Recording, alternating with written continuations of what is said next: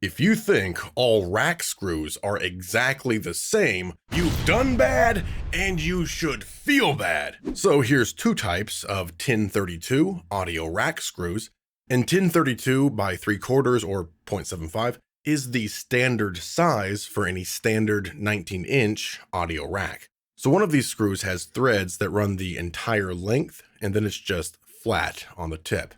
And the other has this little bit on the end that's kind of tapered, and there's no threads on it. This is called your self-guiding pilot point.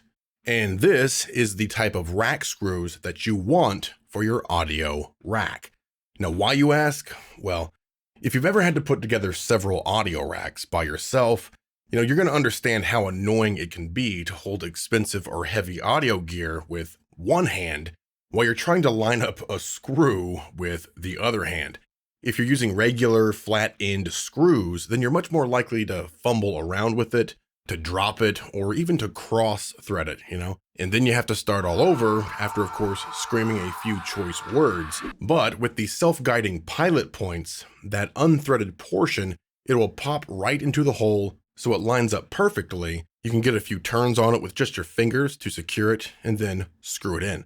And then, of course, repeat this with the other 3 holes and the rest of your audio gear. Now, I know this may sound like a very simple thing that doesn't matter much, but if you've had to fill a bunch of audio racks on your own, then you're going to understand how this very simple thing can just make your life so much easier.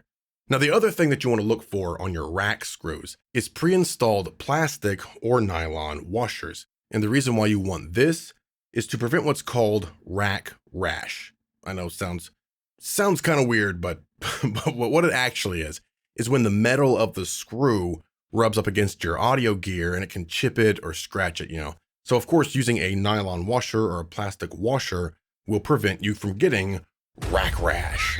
Nobody wants that, right? So the rack screws that I use these days are the Echo Gear screws that you can find on Amazon. They have the self-guiding pilot point, or the starter point as some people call it, and they also have nylon washers pre-installed.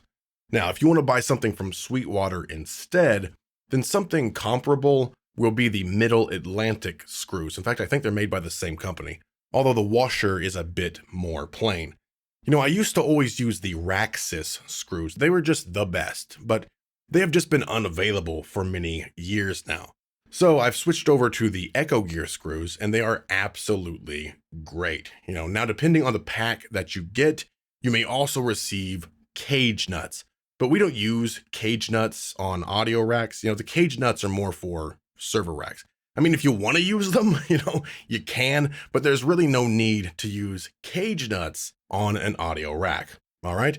So if you want to pick up some new rack screws, I'll be sure to have links in the description below.